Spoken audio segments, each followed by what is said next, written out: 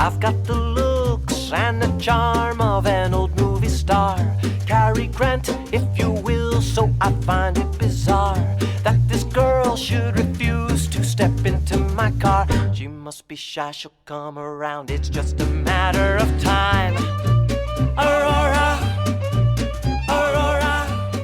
Hey there, Screen Beans, and welcome to Screen Snark, a podcast that celebrates all of the shows that are in our eyes, on our minds, and in our hearts. I am Rachel Corky Shank. And I am Matt A.K. Stormageddon.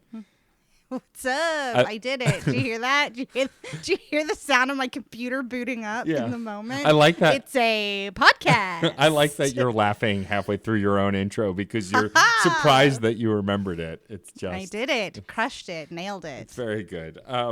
Finally. I am very excited to be podcasting again on this. I'm not super excited to be podcasting on this election day, but we've got to do it eventually. You know what? Gives us something to do.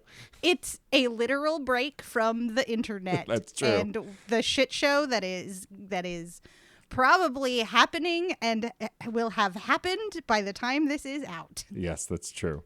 But I am very excited for today's episode because we're also, and there will be an ad at the end, but we are promoting a project being done by fellow podcast mates on the network. And as a result, we will talk more about this project called Joining Call a little later. But we have one of the actors from Joining Call, the incredible Brandon Hearnsberger. Thank you, Brandon, for being on the show. Thank you for having me, guys. Snaps all around.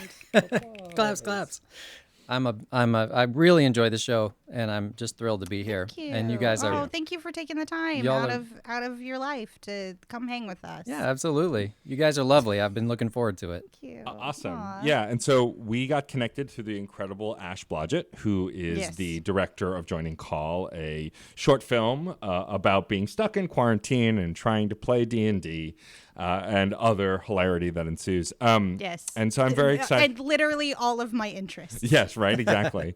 And so I'm really excited to talk about that later in the interview portion of the show. But this is not an episode about Joining Call. This is not a podcast about Joining Call. This is a podcast about what we've watched, and it's time for me to talk about what I've watched. Lay it on us, DJ Stormageddon. So I've had a little bit of crisis of faith. We've had some honorable mentions lately. I don't remember if I mentioned this last episode, but since watching the special, the West Wing special, I've begun actually watching West Wing. Which I have never seen. And so, shocker, it's a great show. Who knew? Nobody knew. But I didn't bring that because Rachel and I made an arbitrary rule that if you're watching an older show, you have to finish it to completion before bringing it on the show. And there are 7 seasons, so I am nowhere near there yet. Sorry I keep making up rules.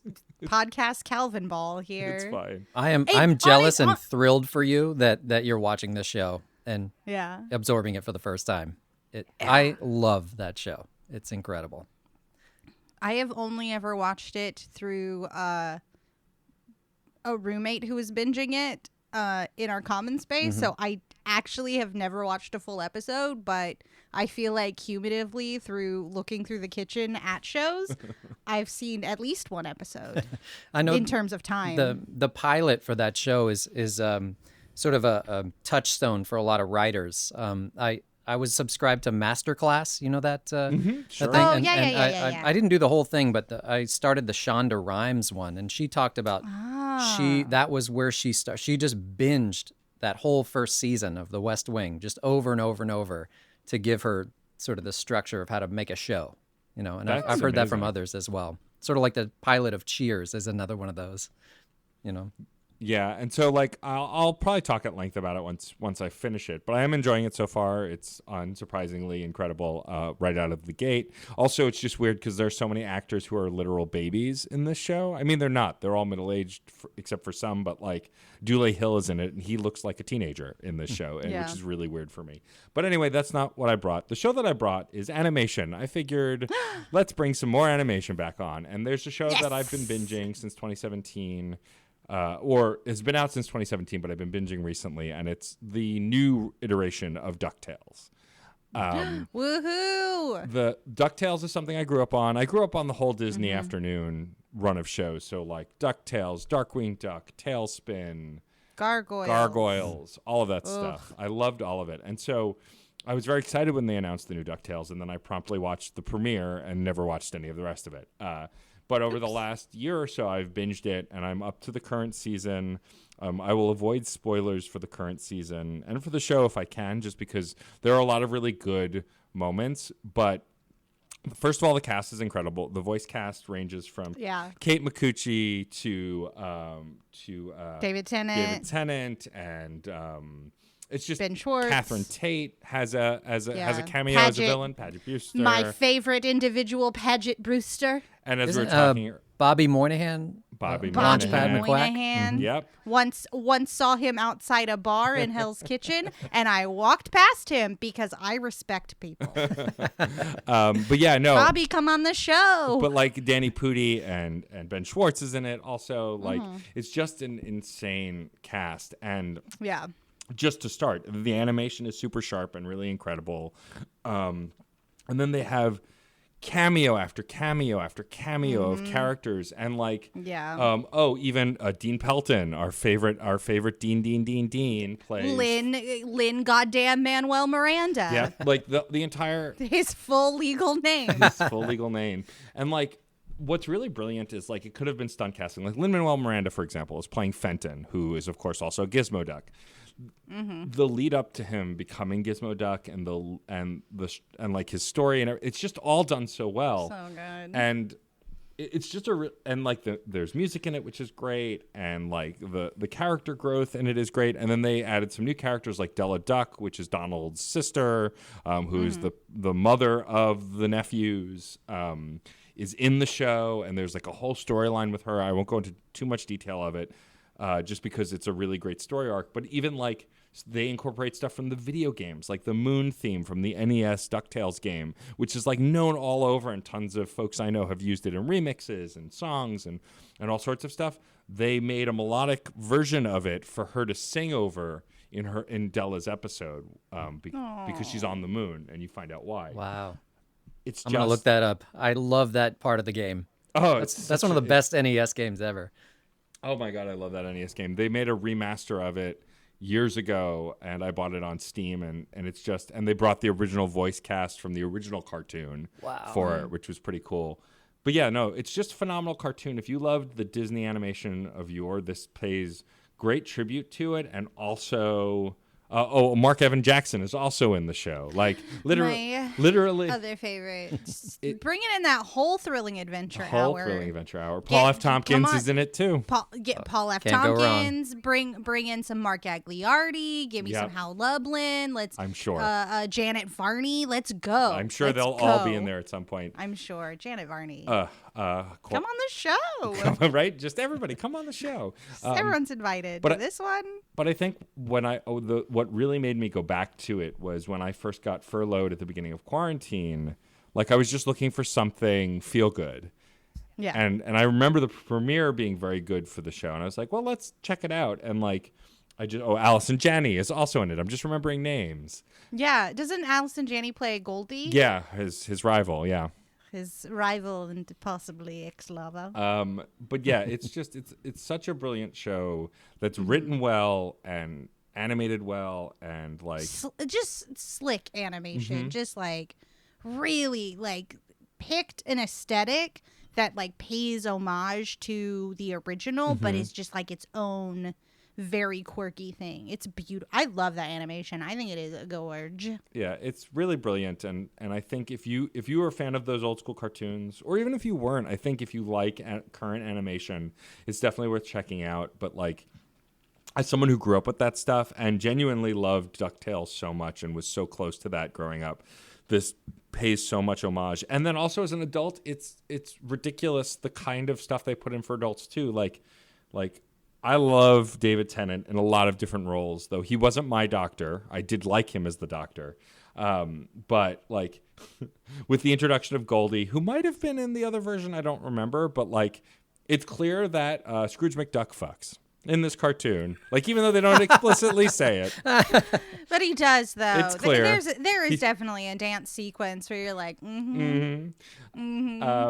Wow.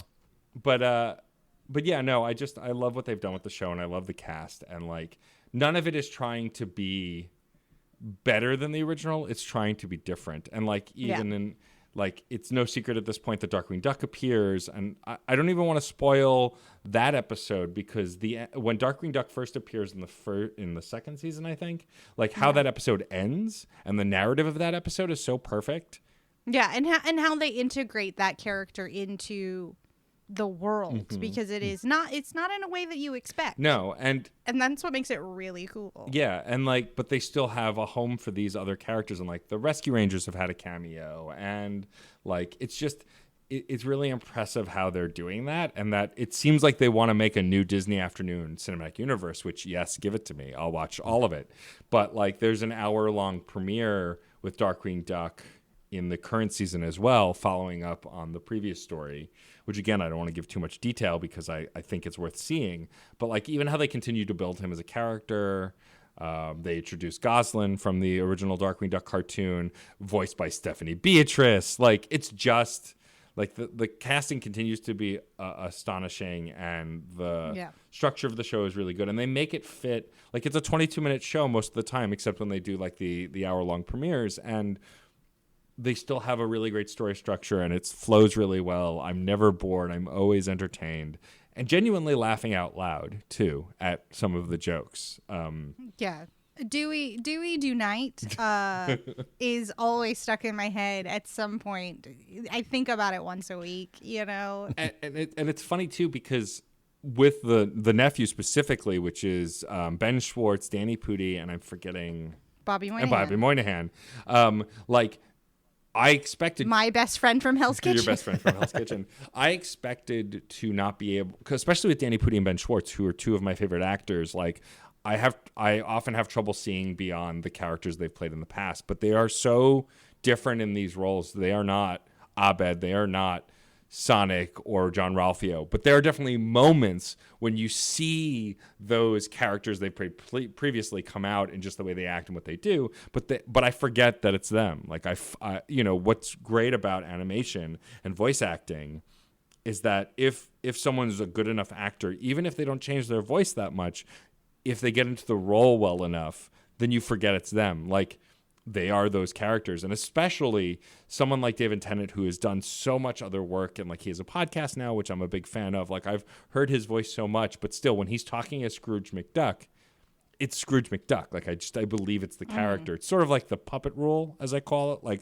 whenever a puppet's in the room, the person holding the puppet disappears to me. I don't know what in my brain allows me to still do that as an adult, but if I see puppets live, it doesn't matter that there's a puppet operator. Even if I can see them, they disappear to me, because I get sucked into the narrative and the performance of the puppet. And I get like that with animation too. If the performance is good enough and the show is good enough, I don't think about the voice actors, even though I'm a voice actor nerd. I can just let it be what it is.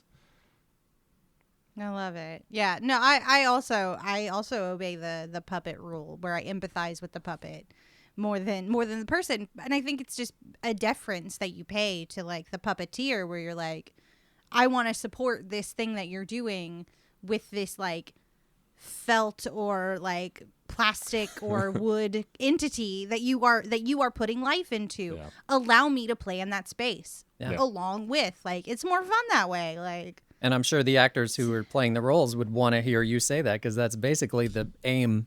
That's their goal. You know, they don't want you to see the man behind the curtain. You know, they have constructed something for you to, you know, to entertain you, and that exactly. That's right. Yeah. And I will only give one spoiler for DuckTales, because it's one of the funniest jokes I think I've ever seen, and it's what actually got me to go back to it. Is there is an episode in the second season where no one can understand what Donald is saying, and so I'm trying to remember the name of the inventor that's not Fenton on the show, and I'm blanking on his name, but it's fine. But the inventor that works for Scrooge is tired of not being able to understand Donald, so he force feeds him this pill that will allow him to be understood. And the voice actor who plays Donald when he can talk normally is Don Cheadle. And it's just Don Cheadle's smooth voice coming out of Donald great. Duck, and it's amazing. And it is that it's worth the price of admission alone to see that transition. And it's really good. Yeah, definitely go watch the new DuckTales if you've been waiting on it. If you were afraid that it's not going to hold up, it's on Disney Plus. Most of the first 2 seasons are on Disney Plus, and then you can watch. If you have a cable login, you can watch it on your cable provider. Watch the 3rd season, which I've been doing on Disney XD. Otherwise, it'll come to Disney Plus, I'm sure, when the season's over. But yeah, it's definitely worth watching. Definitely go check it out. I've had a blast with it, and it's the perfect kind of comfort food animation and TV right now that we definitely need. Yeah, but seriously though, Scrooge, divest your wealth, you utter monster. That too, yeah. Fuck capitalism. 1%. Capitalism.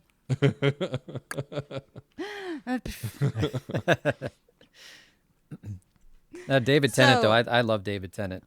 Yeah, phenomenal. There are 1,001 Hamlets out there, and I love watching Hamlet. Who's going to do Hamlet this time? What are you going to do with it? And it's not just his performance, but it's also just the way that it was directed and done. But there's a BBC Hamlet that he did, and it is my favorite Hamlet on screen. He is just so, I don't know, so many times Hamlet is like this, he's like he's an Instagram model, know? I saw this really great production of Rosencrantz and Guildenstern Are Dead in Washington, D.C. when I went to go see a friend up there who was also doing a different play. And Hamlet was going on at like the big Shakespeare theater, and there were billboards everywhere for Hamlet, Hamlet, Hamlet. And this guy was just like, I didn't see it. It's probably great, but you just long, flowing blonde hair, and it was just like, Hamlet. And in this production of Rosencrantz and Guildenstern Are Dead, you guys are familiar, right? Yeah. I think. Yeah. Yes, for sure. Hamlet comes on, as a minor player in this play, and he is this like, they got the most gorgeous actor in Washington D.C. to come on, and just like, he just came on and flopped his hair around, and I think at one point there was a fan, like they let it blow in the wind, It's amazing. But what I loved about David Tennant's Hamlet, he was kind of wiry and just kind of nervous, and you just really all that stuff that's going on, and what makes that play great, it's not just happening in his pretty little head, like it's there on his face, like he's just, it's all right there on the surface, and just the way that I always love to watch a Shakespeare movie or play where you forget you're watching Shakespeare because it's that well done. Yeah, because they've infused it with so much intention and action that the sheer emotion of it, the crux of the human experience is on display in such a way. Yeah, when we were studying Shakespeare in college, that was like the best compliment someone could give you, is like, I forgot it was Shakespeare. Like, it was just so, I understood what you were saying. I literally understood, even though you were speaking in this weird rhythm using language that is dead. That's right. Yeah. What? I worked with a great. really great actor back in Houston, Texas, at theater called the Alley Theater, and he was just a master at it. And his name is Jeff Bean, and he's still acting and all that. He's just really made it all. He always made it look effortless. But he was one of those actors that he could do Shakespeare, and it was the same way. You just got it. And we were doing a talk back after a play one time, and someone just asked him, like, how are you so clear?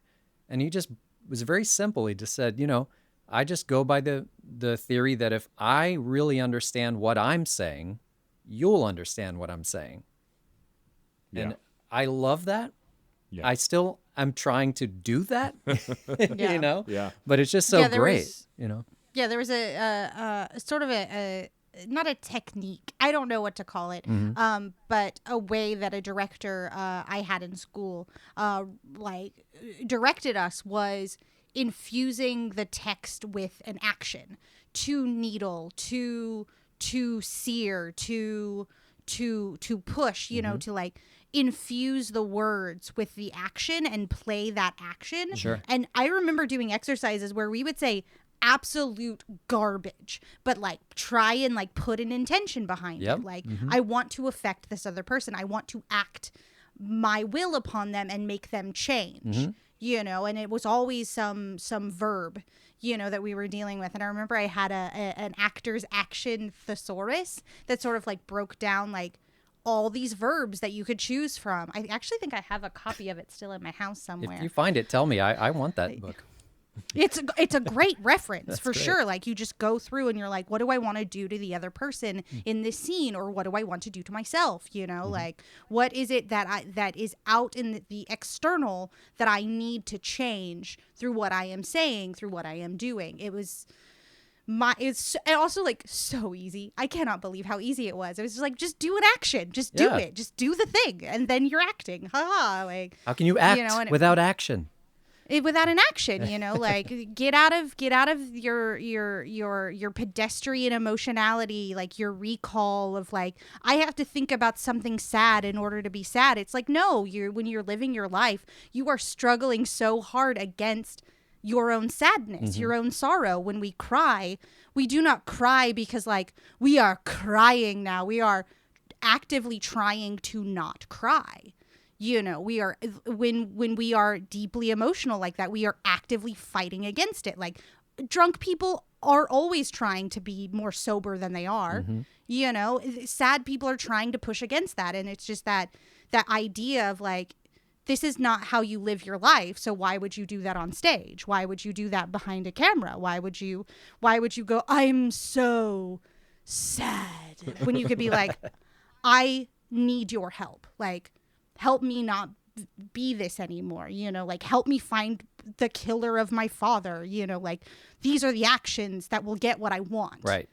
And totally. especially with Shakespeare too, you just see so many, I see so many productions where it's just everyone gets caught on the language part. Yeah. They forget that they have actions. It's all about getting those pretty words out, and it just kind of hits you kind of flat, you know, and it's just so forgettable. Yeah, For sure. But when you like, when you suit the word to the action, and the action to the word, I mean, I'm saying this as someone who's still, you know, I haven't done Shakespeare in forever, but it's extremely challenging to do it well. So, yes, but there's a really great book it's a very short book by Sir Peter Hall, who ran the National Theatre for a long time, and he uses Hamlet's speech to the players as basically the manual for how to do Shakespeare. Yeah. He just breaks it down sentence by sentence and kind of, that's the book. Hey, Billy. Hey, Bill. Shakespeare. Hey, yo, Billy Shakes. Mr. Shakespeare. Yeah. Hey, bud. Good job on your actor prepares moment. You got a future, kid. all in your most famous play. I'm so proud of you. But anyway, we went off on this. We have to go back to Ducktales now. We do. Sorry about that. What a transition. It's so good. No, I love it. I'm so glad that we got to talk about Ducktales and Shakespeare in the first 20 minutes of the show. Are you kidding? We have checked so many of my boxes. But yeah, the show is phenomenal. If you're looking for a new animated show to get into, or just something to kind of help you relax, I highly recommend it. You know, it's not without its drama like any good cartoon, but it's mostly fun and laughs, and like there are cameos in the first and especially the second season that how they work the cameos into the narrative are brilliant. And there's a bunch of them. So yeah, definitely watch the new DuckTales. Yes. Awesome. Now, Matt, Yes. if you had to suit some words to the action that is DuckTales, the new one, not the old one, or the comic, and you only got 3 of those beautiful words, how would you sum up DuckTales? And you cannot use DuckTales to describe it. I won't. I would say family, adventure, and love. Aw, yeah. Awesome. I need to get caught up on the most recent season because I watched the hell out of that as soon as it was on Disney Plus. Yeah, no, you definitely do. So good. It's great. Yeah. But now that we've moved on from DuckTales, it is Rachel's turn. And Rachel, what hot nonsense garbage have you brought us this week? The hottest, most nonsense, literal most garbage. So I've been having a week, as many have, and before we sat down to record, I asked my partner, as I often do, for he has a better memory than I, hey, what's the most recent thing we watched? And turns out these things are things I've already brought to the show. Star Wars Rebels, I finished in its entirety. It is very good, ends very, very well. My statement about Intergalactic Found Family still stands. Very good. Check it out. Very fun. And then the other, because I finished Rebels, I started The Mandalorian because the Darksaber. Yeah. Ding ding. It's amazing. I watched the premiere and we can't talk about it, but it was great.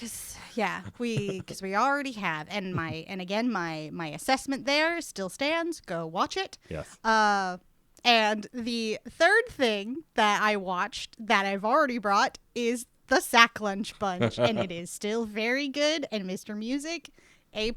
Yeah. So, marking all of these things off by following my own rules, I have to, and this is, I am forced to, bring forth Some More News, the movie. Oh my God. The YouTube video essayist Cody Johnston does a very left-leaning, very on edge news show, right. like a John Oliver that is closer to poverty. It's like the guy from Network, that 70s, who's just losing it, losing slowly. It's like Louis going Black, insane. Yeah. And this is a 2-hour and I want to say 15-minute. It's movie length.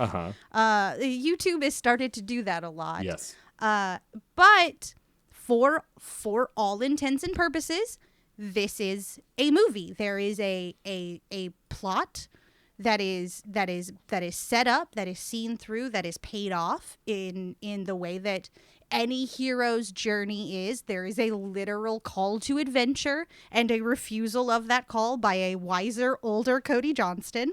So it's a plot. So the premise of it that is infused throughout the analysis of something is Cody's future self tries to warn Cody from going down a dark path. Mostly involving watching the Mario Brothers movie. Don't go down this dark path. It will go very badly. So there's a time travel element where future Cody sends our 2020 Cody a time travel machine, and he simply uses it to get his old backdrop back by bothering 2015 Cody and warning him about all the things that have happened. And I'm not going to lie, someone breaking down all the shit that has gone on since 2016 sounds like a dystopian nightmare movie. Yep. And the entire premise of this movie is actually breaking down the archetype of Donald Trump that has been present in our media since he first became a sort of known figure. We have so many instances of a Trump-like figure as the bad guy. And this sort of discussion of how followers of Trump and this idea twist and misconstrue the media they're watching. There was one section, not to get too deep into it, where Tim Pool is talking to someone. First of all, fuck Tim Pool. Is talking to someone about Thanos as a character, and he's like, yeah, Thanos is a utilitarian entity, and it's like, no, not at all. What are you? Because there's nothing utilitarian about murdering half of the life in the universe. Utilitarianism would be everybody has to ration all the things, so everybody gets some, but everybody gets less of some. That's utilitarianism. What are you talking about? And it is a fascinating deep dive into not only the sheer number of times that a Trump character has shown up as the villain of something, but also the fact that a lot of the media that we experienced growing up primed us for an apocalypse. Yeah. It primed us. You have films like Independence Day, you have 2012, you have Armageddon, disaster movie after disaster movie that focuses on a few of us get to survive, and that's just gonna have to be okay. And it is an incredibly thought out piece, and it is amazing to see that a team of like independent creators can come up with something that is not only vastly entertaining and so a send up of its own self, but is also really laying down a really solid, good argument. And it ends in such a great way that it's weirdly hopeful at the end, where it's like, we have just gone down this dark path talking about Tomorrowland and the Mario Brothers movie and Back to the Future and Bill and Ted 1, 2, and 3. Let's get it together and be more hopeful. You know, like, there's so much that we cannot control right now, and at the very least we can control our sort of emotions on it, our panic about it, and panic with purpose, you know? Yeah. At Like, the very least, the get that stakes- sports almanac out of Biff Tannen's hands so he doesn't become the Donald Trump.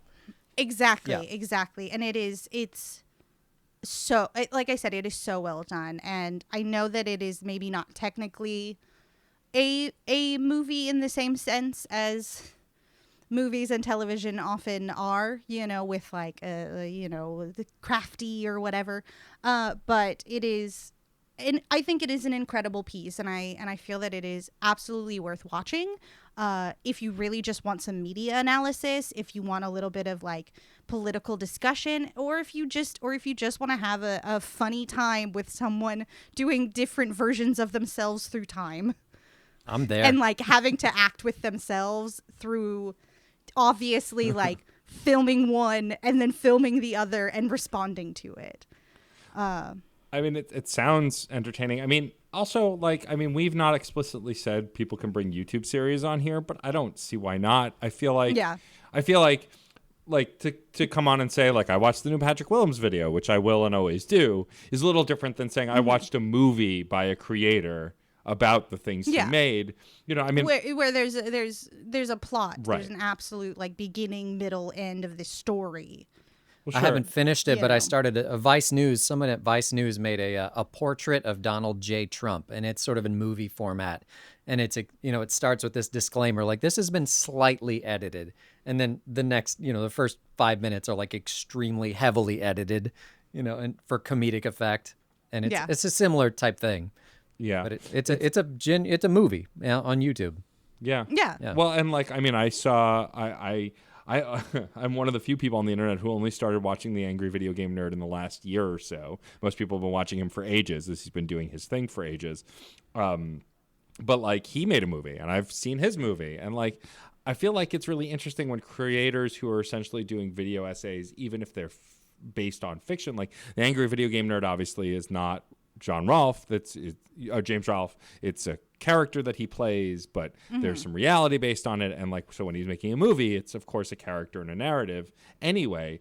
But like, even like Patrick's stuff, like, started out pretty sincere, I'd say, but now is clearly a narrative, and Patrick is a character in his own world, just like Charles and Matt and Jake Torpy, and like, it's all based in reality, but it's exaggerated. Yeah, but it's a heightened reality. Right. It is, for lack of a better term, a burlesque of one's individual self. Like, For sure. The Patrick Willems that we see in YouTube is just Patrick Willems like cranked all the way up. Like, Yeah, for sure. What is the most like brand recognizable element of me? Stripy shirts, lots of wine, Yeah. bitching about movies, Yeah. like in the best way, in the best like well-researched way, and I think about that a lot when I approach creators, who are doing video essays, your ContraPoints, your Yeah. philosophy tubes, where they are truly putting on like a performance. Yeah. Philosophy Tube always prefaces his work like it's going to be a play. Yeah.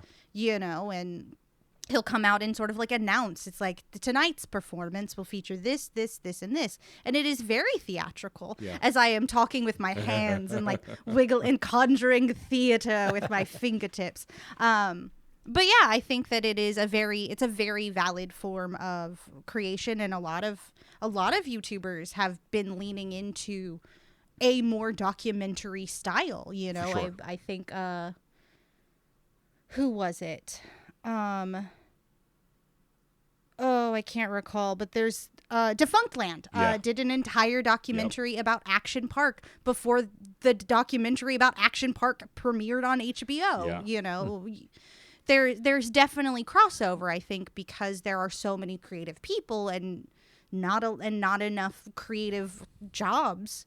You find your way. So For sure. but I think also the long and the short, the Some More News movie is a movie, even if it is not traditional movie sets and CG all the time. It does stuff. Sure. And I think like the hesitance with us bringing YouTube on the show is less about it being valid and more about me and Rachel watching a lot of YouTube, and it would be all we it talk would be about.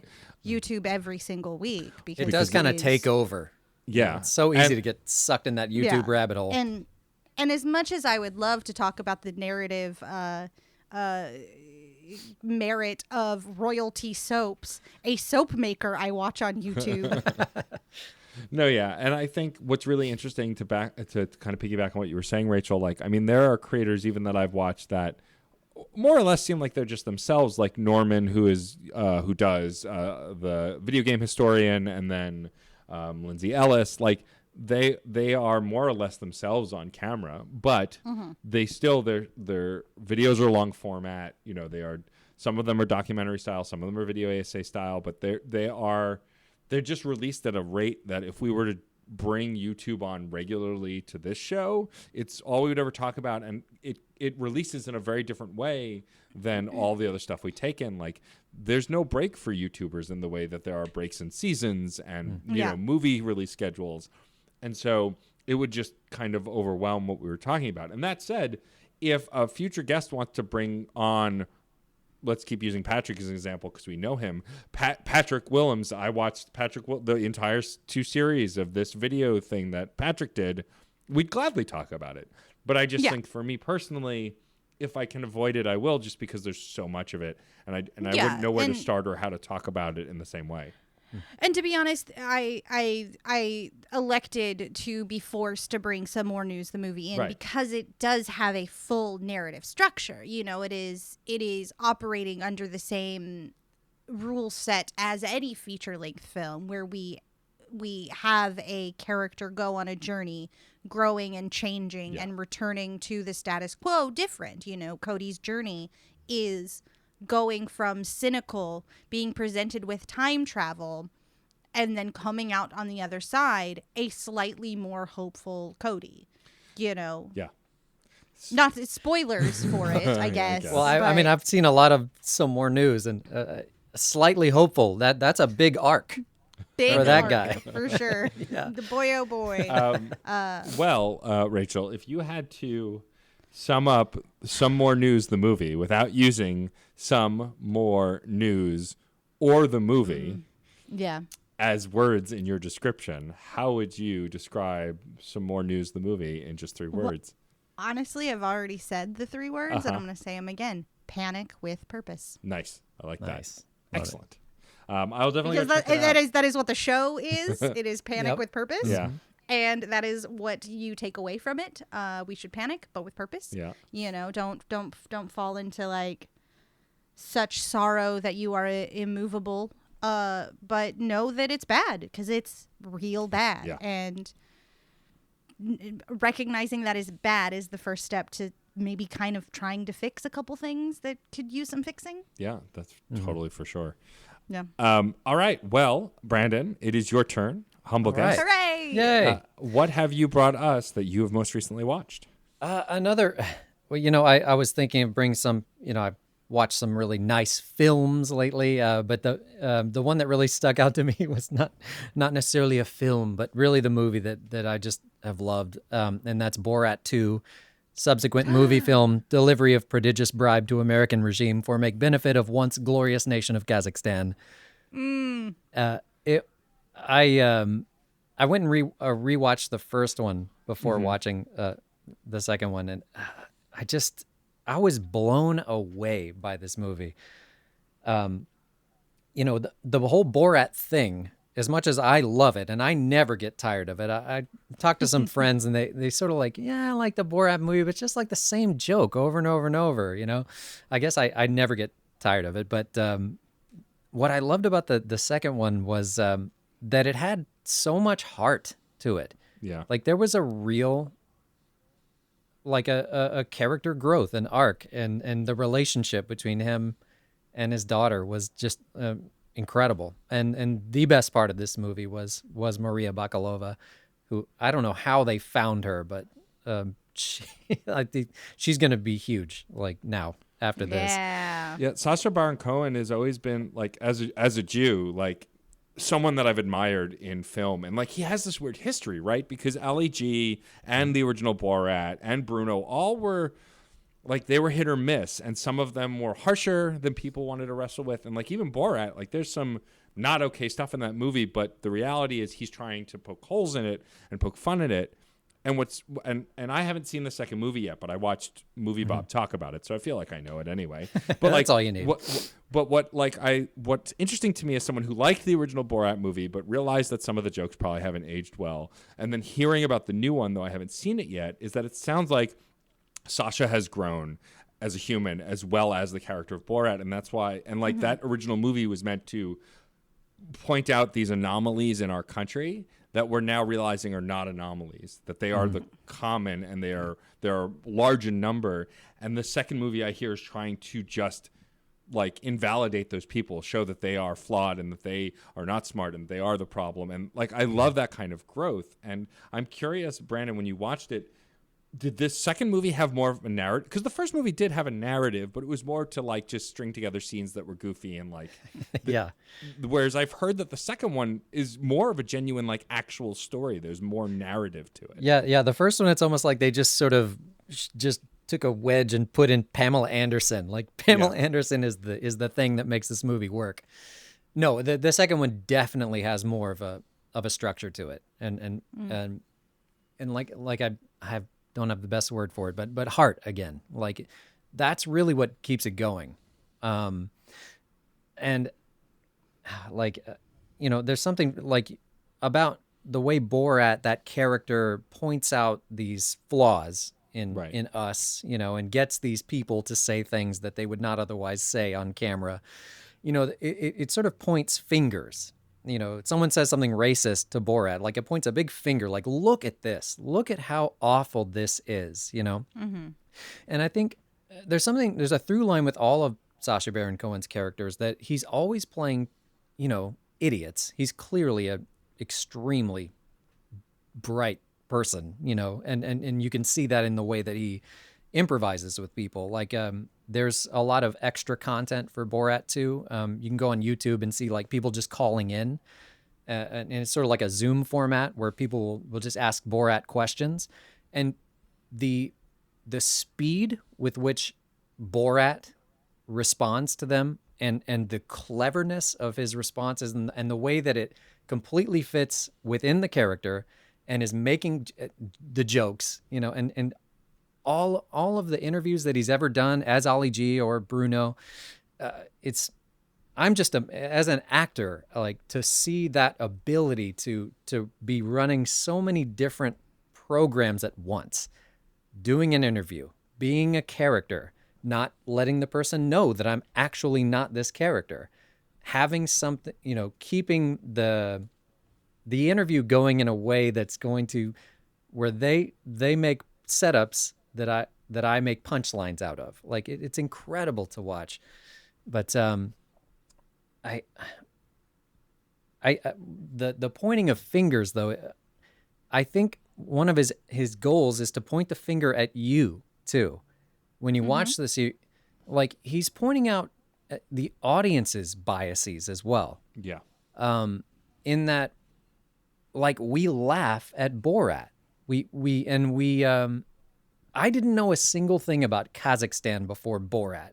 I couldn't have even named it as a country, to tell you the truth, or pointed it out on a map or anything like that. And I would just, that's all I knew about Kazakhstan, and now, of course, they're taking over the phrase "very nice," like reason to come visit, and good on them for that. But Yeah. but the finger is pointed at you too, and it kind of makes it's like you, as enjoying Borat, are also making these assumptions and sort of looking down on this crazy foreigner, like, Yeah. and I just I try to imagine, like, what if I didn't know who he was, and he just showed up in my world one day.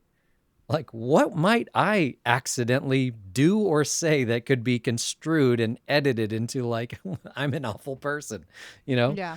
And it might, and it would be possibly very valid and true, like that's I just think he's a really, like, a Mark Twain level genius, that's really just pointing out, well, like, what's going on in our country. It's like journalism meets film meets comedy Meets improv. improv, yeah. And how and I don't know who said this, but there's a famous quote that says, if you're going to tell people the truth, you better make them laugh, otherwise they'll kill you. And I just always love political comedy. As a big Daily Show fan, and John Oliver, all those guys, it's the best way to it's the best sugar for the pills we need to swallow, Yeah.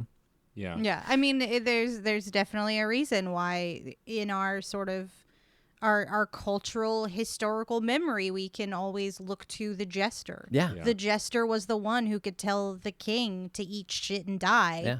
in a funny way, and it was sort of like this mouthpiece for the lack of a better term, for the proletariat, and even when we are trying to be the mouthpiece for them, it takes a certain level of, like, holding up a mirror and being like, hey, That's right. It's going back to Shakespeare. It's like the fool in Lear, Yeah. yeah, Yeah. like it takes a fool to speak it like it is. And it's really interesting how often we are at the intersection of fool and intellectual in one individual. I would say, like a Sacha Baron Cohen or a Cody Johnston or a John Oliver or a ContraPoints, Right. like painting it in absurdity to highlight the realism of it. Yeah, and what's interesting to me about Borat is, like, again, when I saw the first movie, I saw it to see a stupid comedy about a man being inappropriate in public spaces, and, like, and I don't even, Very, very jackass, yeah, very much so, punked. and, like, and I've grown, and I feel like I've grown out of some of that humor, though I still find Johnny Knoxville actually quite funny and quite sincere. I think enough blows to the head will do that to anybody. But, like, what's interesting about Borat now is, like, Sacha Baron Cohen knew he couldn't do the same thing he did before. He can do something similar, but he knew not only would the character have to grow, but, like, now we're living in a world where the jokes then are, a lot of it is reality now. And so to continue to poke fun but also educate, you have to go further. And what's exciting to me and makes me actually want to watch the movie now is knowing that it sounds like the movie's evolved past just being something stupid fun, which has its place, of course, as well, but now it's trying to add more heart and sincerity to it, because the reality is we need to learn and we need to grow and we need to be better. And that's exciting to me, because there are tons of stupid comedies that absolutely don't hold up. You could look at half of Let's Rewatch's catalog on the podcast network, and, like, a lot of those movies don't hold up. But, like, and comedy is really tough. And Rachel and I have talked about this before, because you are either relevant or not. And even when you're relevant, you're not always still funny. A lot of comedians that I grew up loving, the one I bring up often is Christopher Titus, who was always very Republican focused, is now kind of, and I haven't listened to his podcast in a while, so maybe he's changed and grown, but, like, he was kind of a right-wing nut for a while. And, like, I love his comedy. Norman Rockwell is Bleeding is still one of my favorite comedy specials, but as you get older, your views change and stuff, and sometimes, and your taste in comedy, especially what's tasteful, what's right, and what's good, it changes. And it's kind of exciting to me to know that so many years later that it seems like Borat is still funny, but maybe for different reasons. And it's exciting to explore that, because I wasn't actually going to watch it. I just didn't think it would be funny for me, because I watched the original one a few years back and didn't find it as funny. A lot of it felt crude, which also was the purpose, you know. Yeah, I will always say the first and only time I saw Borat was in theaters on a first date, and needless to say, Was there was not a second date. That was my question. Was there a second date? No. Yeah, I just was introduced to Sacha Baron Cohen in such a great way. Like, I had that, I think we all had that friend in college who, like, he told me what like BitTorrent was. He had access to everything, Yeah, so he was knew always, everything. Yeah, so he was He always opened his trench coat and exactly, yeah, and he was very tall, so he had a lot in that coat. He introduced all of us to this show called the Ali G Show, and like so. And Borat was this like minor character that would show up every now and then, and we just we're all in theater school and we're all acting. We all love like Gary Oldman and playing characters and being chameleon. Like that is the goal for all of us. And just to see this guy do this, like I feel like I can't say this about a lot of things, but I was into Sacha Baron Cohen before it was cool, and I have a sort of I kind of love him for that. So he wasn't just dumped upon me as just another funny guy, Yeah. I've sort of seen him come up a little bit. So, but I totally get, like, I've got a lot of friends I've talked to recently about this movie, and there's, I don't think he's that funny. And I get that, But I think just like I love the band Oasis, it's just, I listened to it in middle school, Yeah, so sure. it's in there. It's not leaving. It's in my brain. Yeah. I will say to be the opposite end of the coin that I just said about no second dates for going to see Borat in theaters. I gladly lined up to go see Bruno. Are you kidding me? I was like, I am ready for this. Like, my friends and I got dressed up like we were models, and we went in. Because, like, while I found Borat at the time, because I was very young, a little jarring, a property like Bruno was a little more my speed by the time it came around, where I was like, okay, cool, like this sort of like shocking like reality humor, I can get behind it. I think I understand it more now, and I'm really interested to revisit Borat now, considering like so much of that movie has been memed. Like I kid you not, as of this moment, November 2nd, 2020, my Wi-Fi is called My Wi-Fi in a Borat voice. That's great. Like, I'm not even kidding. Like, it just, it stuck around, Yeah. Like, anytime someone's like, my wife, you're like, my wife. My wife. It's like, Totally. it caught fire. Like, did. you can't, Absolutely. you can't say that that's not something, even if you're giggling at it ironically, Yeah. like, you're still giggling. Totally. Yeah, I think it's interesting to watch how humor like that has come around, and it's good to know, it's good to hear that this movie has something that the last one might not even have had, and makes it worth checking out. So Brandon, now that we've talked about Borat 2, long title that I'm not going to try and repeat. Borat subsequent movie film. Yeah. Without using the words Borat, subsequent, or movie film, or the rest of it, Yeah. how would you sum up Borat 2 in just 3 words? Oh man, I have 2 options, but I'm gonna go with this one. So I've talked to a lot of people who haven't seen it yet, and everyone asks the same 2 questions. So these 3 words answer those 2 questions. Okay. Ooh. Hilarious. No scrotum. It honestly, That answers all was my thinking questions. about it. Was just like, we gonna go full frontal on this? So people are like, I'm not watching it if there's going to be another scrotum. I'm just not. Really, I'm not really seared into my mind that Yes. scene. Look, I'm not against scrotums. No, Scrotums not at can be all. I mean, no, very they nice. have a Just- functional they purpose. can be Some people find them aesthetically pleasing. Yeah. Yeah. But you know what? If I'm going into something and no one has prepped me for a scrotum, Right. I'm going to be slightly off put. Right. I But I mean- like to be warned. Yes. But Michelangelo these didn't things. skip the scrotum. I mean, Yeah, exactly. Yeah. Exactly. But like, you get it. Like, oh yeah. Yeah. Awesome. That is great. So, Brandon, we're really excited to have you on. As I mentioned earlier in the show, Thank you. We're celebrating the upcoming release, or by the time this airs, the actual release of Joining Call, which is a short film made in quarantine, written by our good friend Pat Edwards and directed by Ash Blodgett. And you were one of the actors in it. So, tell us a little bit about the movie, and then a little bit about your character's name, and kind of like a little background on your character. Sure. Okay, so the movie is about, it's very relatable these days. It's about a group of friends meeting on Zoom, basically, they're going to play D&D.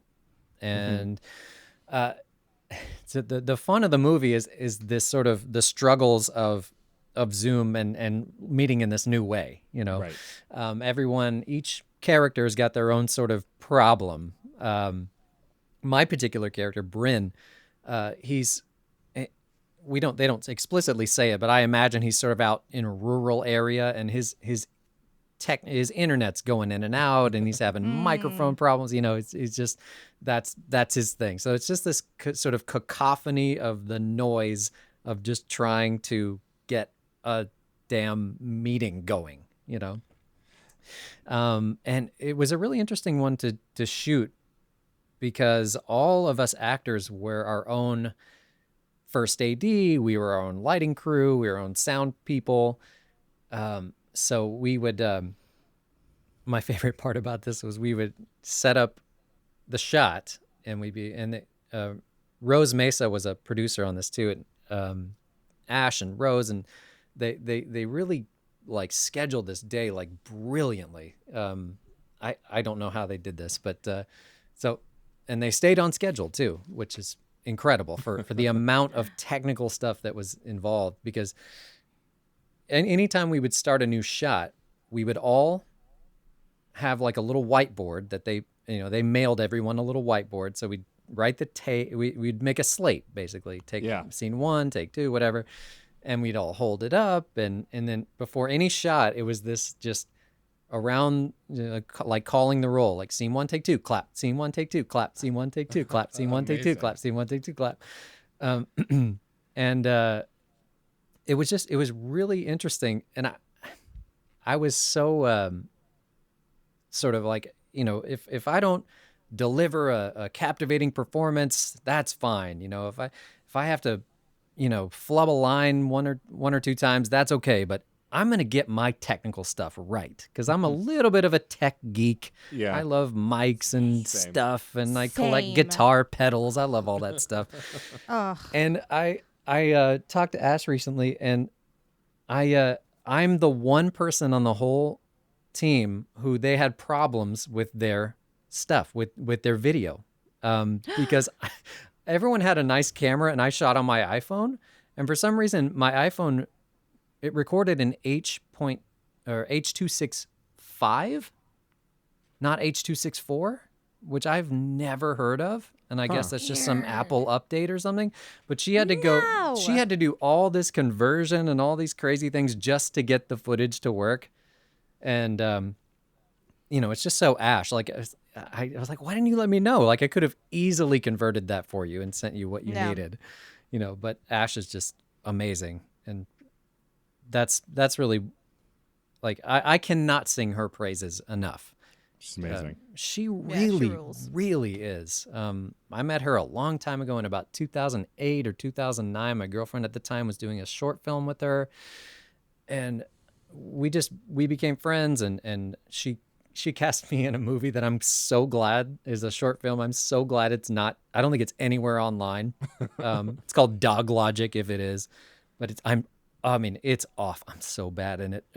But you know, but she's just one of these people that just always keeps in touch, and just, you know, I was in an accident in 2017. I was in like a Vespa accident. I got creamed by a Suburban going home after acting class, and I was I was in the hospital for like 10 days and recovering for like 3 months. And she was like the first person to come and like bring food and like hang out. And so even sweet. at the time, I knew Ash, of course, but like I would never think that she would be like a close enough friend to do something like that. And she was like the first one to show up and do it. It's just she is just and she's an angel. She's really an angel. Agreed. And just she's always kept in touch, and whenever there's a thing to do, you know, she'll call. That's really awesome. Yeah. I mean, we had Ash as a guest previously on the show, and like I loved Let's Rewatch. We both were on it together. We've been on it on our own. Yeah, I listened to the Wayne's World episode. Yeah, thank you. Yeah, God, I love that. I love that movie so much. I do too. I was so afraid it wasn't going to hold up, and I'm so grateful that for the most part it does. Oh yeah. You know, just societal stuff like things that were considered funny that probably shouldn't have been back in the day, you know, still made their way into movies. Sure. And so you never know. But Huck Finn doesn't hold up completely. No. Either, you know? May we always outgrow our comedy. Yeah, that's right. For sure. I think If it we're is a not good sign. outgrowing ourselves, we're not doing it right, you know? Exactly. Like you like often look back at the things that you found really funny in the past and just be like, ooh, woof. Right. Because that's progress. Like you've moved beyond it. Yeah, You know? yeah. Don't double down. Don't double down. Don't. I can get through the cringe and enjoy Blazing Saddles still. It's possible to do. Yeah. Blazing Saddles meant well. It was trying to do something. Absolutely. Oh Yeah. it was actually groundbreaking social commentary At the time. for its Yeah, time. for sure. Absolutely. Yeah. Yeah. So I'm curious, like, because we talked about comedy a lot today, especially with what you brought, and I know that Johnny Call is as well. Do you see yourself as a certain kind of actor? Like you prefer comedic stuff, you prefer serious stuff, or and also I'm curious what you're a fan of, because it's always interesting to me when like tons of dramatic actors are fans of comedy and like comedic actors really want to do drama. Like, where do you see yourself, and what are the kinds of things that you look to do? Yeah, that's something that I'm always actually trying to figure out, because I think that how people perceive me, if I could really understand how people perceive me, I would probably be much further along as an actor. Sure. Because especially when I moved to LA, it's all about branding and who are you and how are you going to sell I was yourself gonna say, I and was all that like, stuff. you gotta have a brand. Yeah, I often like, even as a 2-bit podcaster, I'm like, what's my brand though? I'm Like, still what is asking it? myself Like, that. Yeah, I have what's what's the essence? Yeah, what's the essence? I have no real idea. I basically, what I like about acting is that I get to take on a character. You know, there was many years out here where I was going out for a lot of commercials, and really what they want when you go out for a commercial, they just want you to be yourself. You know, just show us you. And I struggle with that so much that I basically had to stop thinking about it that way. And like, instead, okay, who is the character that is like me that I'm going to play today? You know? Yeah. So to answer your question, I wouldn't really say that I'm a comedic or a dramatic actor, even though most people that when the subject comes up, like they're like, oh, you're funny. You're a funny guy. You know, you always make me laugh, blah, blah, blah. So I think I fit a little bit more in that comedy vein, but I'm just always trying to just serve whatever the script is. You know, I mean, I've kind of done a little bit of everything. And I mean, I recently did an audiobook, like 10 hours, this audiobook, and it's a book about like just that goes into detail. It's about teaching reading, and it's written for teachers. It's not entertaining really at all, but my job was to take this dry theory about literature instruction and to bring a certain amount of life to it, to make it engaging. So that, you know, every day it's like, what's my job today? You know, Right. Is it my job to make you laugh? Okay, that's my job today. Are we going to delve into the depths of human emotion? Okay, that's what we're doing today. So I really don't see myself either way. I just think my job is it's basically to adapt to just whatever is happening right now. So, recently in the last couple of years, gotten into like meditation and really trying to just sort of get out of my own way and just serve whatever's in front of me. You know, I think I would probably prefer. Like I sort of fantasize to be a stand-up comic. I've never done stand-up or anything like that, but It's a pip, let me tell you. I bet it is. I bet it I've is. done it a couple times. It's Ooh, it's it's quite a culture. I bet it is. And the sort of nightmare scenario of like bombing is just, keeps me from even trying. But yeah, I think I guess I would like comedy more if I had to pick one or the other. But it's just sort of what are we doing today? Right. That's what I like about it. Well, and I feel like that's more common now too, right? Especially as people are creating for themselves or doing short films online and things like that. Like, I became a podcaster I originally started podcasting because it was a thing to do on a Saturday. But like the reality is now that I've leaned into it is like it's a thing I'm good at and a thing I like to do, so I do it.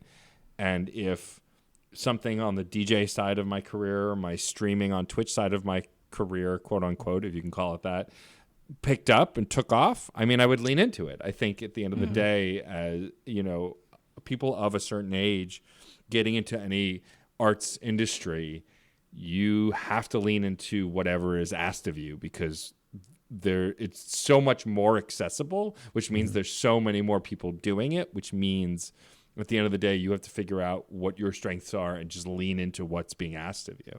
Yeah. And I'm sort of at the mercy of just whatever the project is, I as much as I would like to be, and I'm still trying to work at it, I'm not a writer or really a creator of stuff. I think I work best in that I'm good at seeing what you have created and fitting myself into it. So yeah, it's kind of about like just sort of following the leads, I call them like little thumbs up from the universe. You get a thumbs up from the universe. Okay, this is working. Okay, we're going this way now.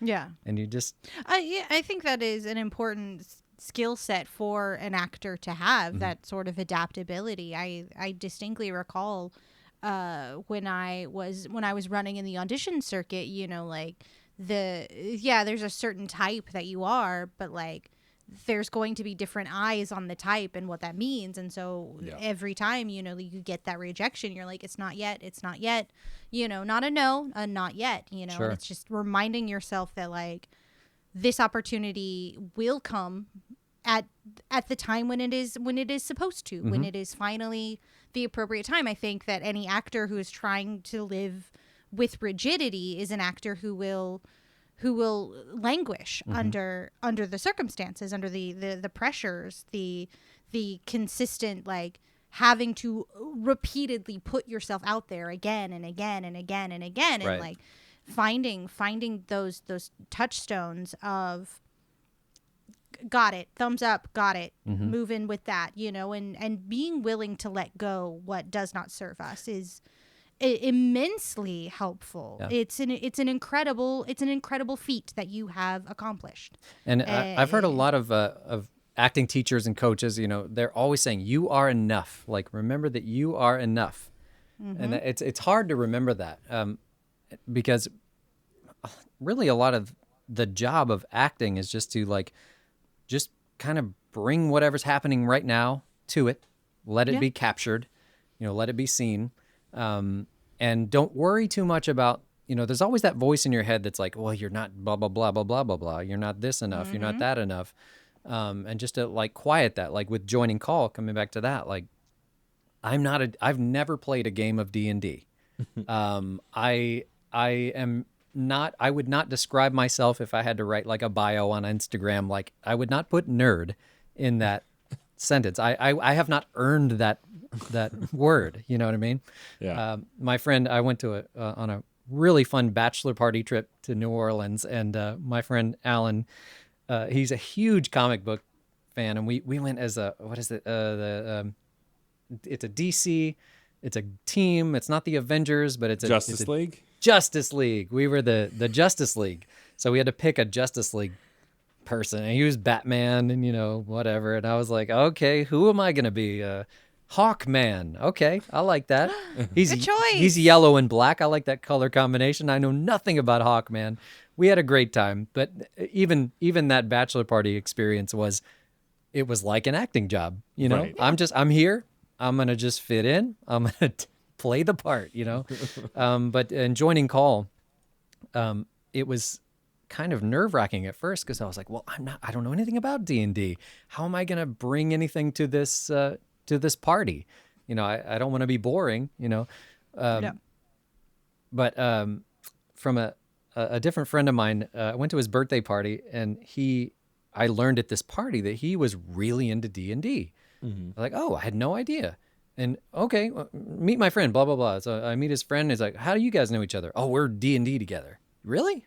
I mean, I just had this stereotype, you know, almost like a Borat type stereotype in my mind of the kind of people who play D&D. And it's like you look like you're a personal trainer, like to the stars, like you know, and you look like, I don't know, like an accountant or whatever. Like you just you never know who plays D&D. So Yeah, I do. Yes, we both Right. both do as well.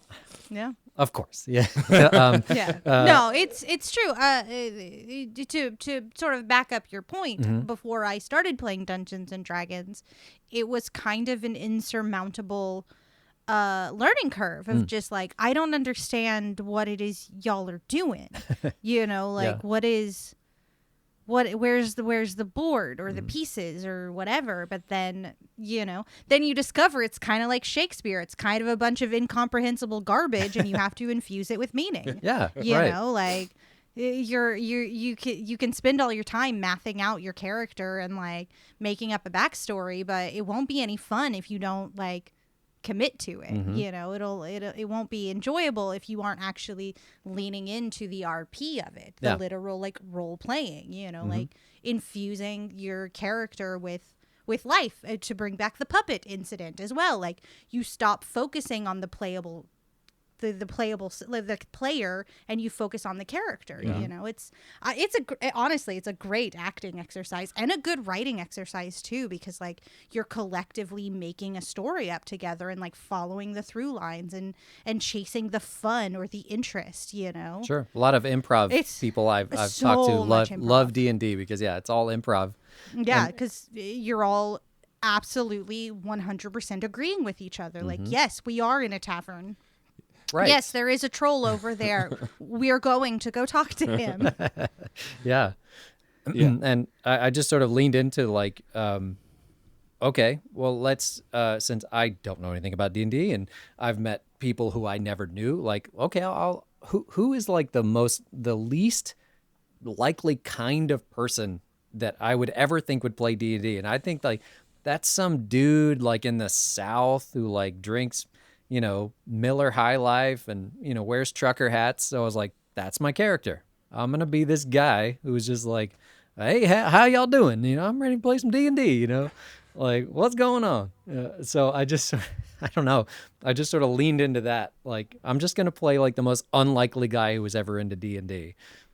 That's amazing. I love that. Yeah. And it's funny when people talk about people who play D&D, my favorite thing to bring up are two actors who don't look like they would play D&D, but do. Both Joe Manganiello and Vin Diesel play D&D.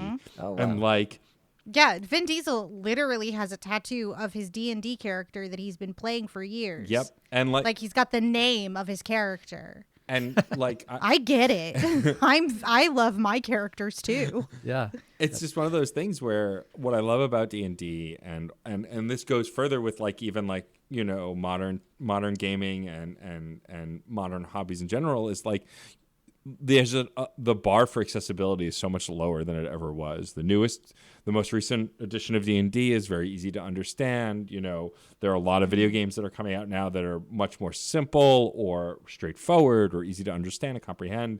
You know, and I like that. I like that the bar for accessibility just gets lower and lower because everybody should be able to do these things if they want to do them.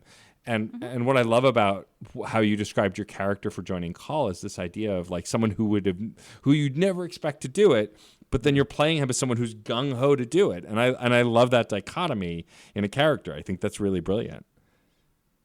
Thanks. I wouldn't use brilliant to describe my own character, but I'll take it. I'll take it. Well, it was a lot of fun, and really a lot of what makes this this film fun is more about just the mechanics of trying to get people together and get all the bugs worked out. You know, somebody's got kids, another one's like getting too drunk. You know, it's all just trying to get the damn game started, you know? Oh, one of you plays my entire Dungeons and Dragons party. We always get too drunk. Are you kidding? Always. There is something about the Zoom format that just like you don't have your friend going, "Hey man, you've really been to the bar a lot of times." You know, like, you could just kind of let her rip. And you don't have to What drive else is home. there to So do? Yeah, you're exactly. already home. Yeah. Ready? Living it. Oh, well, I have no questions. Okay. I love this. I love that you love it. I was trying to transition into the ending, and then I was like, wait, I don't transition us into the sign off. I mean, I'm in dangerous waters. You had your intro. Let's see. Hold on. Let's see if I can do it like a real DJ Stormageddon. Okay. Let's go. Well, Brandon, thank you so much for being on the show today. This has been a delight. And I'm going to ask you a final question. Sure. But before we do that, we have some people to thank. We do have people to thank, and we are going to give you an opportunity to plug the thing you came here to plug as well, of Absolutely. course. Without question. But For sure. But first, Rachel, why don't you start thanking those people? Because I don't know the first thank you. we're not switching it off No, for real. no. First and foremost, this one's a long one. I would love to thank John Presnell for the use of the song Aurora off the album Fair Game featuring Stefan Remble. And I would like to thank the incredible Katie Bug who designed our show art. We love it so much. So much. I'm trying to grow my hair back To the long pink to what it cloth. was. I got the pink back, so we'll get it. I'll get there. You'll get there. Life goals. And thank you, of course, to the Certain Point of View Podcast Network for letting us be a part of the family. You know, we've got a Discord. We're hanging out over there, getting into mischief. I'm pretty sure you can find the link to our Discord on the Certain Point of View website, certainpov.com, or on our Twitter presence. Just go to the website. You'll find everything you need there. I don't know why I was trying to make it more complicated. Just go to certainpov.com. Yes, everything that you need to know is there. Also, All the tools are there all the tools are there. Also, for your success. if you have a moment, take 2 minutes and write us a review on iTunes. Any of the podcast platforms is great, but iTunes helps us to get featured and to get more noticed and to end up on charts that mean things to other people. You can also write us an email at screensnarkpod@gmail.com. We would love to hear from you. Send us your love mail, hate mail, fan fiction. Why not? Send it all. Yeah. Have people been sending us emails? Not that I've seen. Not quite yet. But well, you could be the first be the loyal first. listener, for sure. And then, of course, finally, before we wrap up completely with our final question, Brandon Hearnsberger, you're amazing. Thank you for being here. Thank you. Thank you for having me. You guys are lovely. Such This a is delight. this is the first time I've ever been on a podcast, and you guys made it very easy. I love that. I love being people's first podcast. You know. But before we ask you our final question, we would love to give you an opportunity to plug where folks can find you on the internet, and as well tell us a little bit about joining Colin when it comes out. Yeah, I'm not all over the internet, but I am on Instagram at Brandon Hearnsberger, and you can find Joining Call at Laugh Stash TV on YouTube, and it's coming out on November 20th. Amazing. Awesome. Can't wait to see it. I cannot wait. All for right. sure. All right, Rachel. Ask away. All right, Brandon, this is the most important question, and Oh, boy. I know you already know it because you have said that you have listened to the show, so I will skip the preamble, even though this became preamble, and I didn't mean for it to, because now it's going, and I just can't get Rachel. off. Thank you. Brandon, Yeah. if you could choose one trope from film or television to instantly and magically become true in your life, what trope would you choose? Oh, wow. I knew you were going to ask me about a trope, but what would magically become in my life? Well, Yeah. I there's something I don't know if this is a trope, but there's something about, like, you know, there's the drug sequence in a movie. Okay. You know, like yeah. well, Fear and Loathing in Las Vegas comes to mind. Sure. I guess the musical sequence in Road to El Dorado when they drink the cat. And Yeah. they look like Bing Crosby and Dumbo. Yeah. Dumbo when they yes, the pink elephant. Yes, yeah. Okay. Well, I'm into what you're laying down. Go. Yes.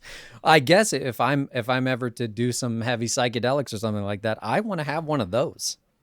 That's amazing. Beautiful. I love that. Oh, Yeah. this is the best question 'cause everybody has something different. Like I never in a million years would have been like cool drug trips. I want one. Just into it. Awesome. On down. Oh, that's Brandon. Thank you. My so pleasure. much. Thank you.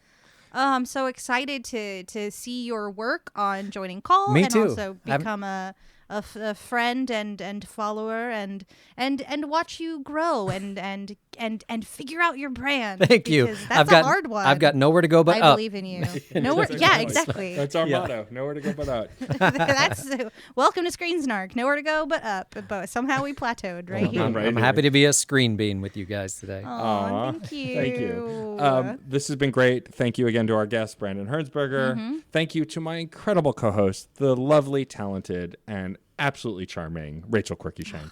Oh, and thank you to my co-host, the kind and gorgeous soul that resides within the flesh sack of DJ Matt Stormageddon. Here, here. God, flesh sack. That, The flesh sack. that's, You had to bring it all the way back to scrotum, didn't you? Listen, I can't. I gotta make it gross. I love it. And thank you, loyal listener, for listening. Again, Yeah. if you get 2 minutes, write us a review. It helps us to get featured. Send us a missive via the email. Stay safe. Wear a mask. Yeah, and drink water. Hey. Right now, you're listening? Hey, Go drink some water. go get some water. Drink a big old glass. You deserved it. You do deserve it. Drink water, please. Thank you. And I love you. Stay home. Stay safe. Unless you're hearing this magically today on the day of election, which you're not, then go vote. Yeah. But It's not how that works. no, it's not. Matt. Timey-wimey. But no. It can't now at this moment it's while not- they're listening. They can't. It's done. closed. Vote next time. Go vote again. It's fine. It'll be there. But thank you for listening as always. And you. we will see you at the movies or on a couch somewhere. Bye-bye. Aurora, Aurora, Aurora, Aurora, Aurora, Aurora. Metal to magnet, she will be mine. Aurora. Why, hello there, podcast friend. I'm Ash Blodgett, co-host of the podcast Let's Rewatch. Together with my co-host and Red Opera D&D campaign writer Pat Edwards, we made a short film in quarantine called Joining Call. And it's finally coming out. The film is the story of a group of people trying to get together to play D&D via a video chat. But all the usual quarantine issues get in the way, such as kids, Daddy, is this Game of Thrones? Bobby, what are you doing? Daddy, No, come on, it's bedtime. poor internet connections, Thou must cast ye techno devils from thine magic picture box. couples at each other's throats, I want to blow some ogres up with a fireball. Why is your first instinct to always kill things? and more. Zoe, stop drinking. Oh, that reminds me. I haven't had the boss yet. The film basically takes a snapshot of what life is like right now through the lens of nerds. So join us on our quest November 20th over on my YouTube channel Laughstash TV for the film's premiere. You can get there by going to youtube.com/laughstashtv. And that's stash as in STASH. Till then, I'll just be over here practicing my nat 20s. Ooh, critical hit. CPOV. CertainPOV.com.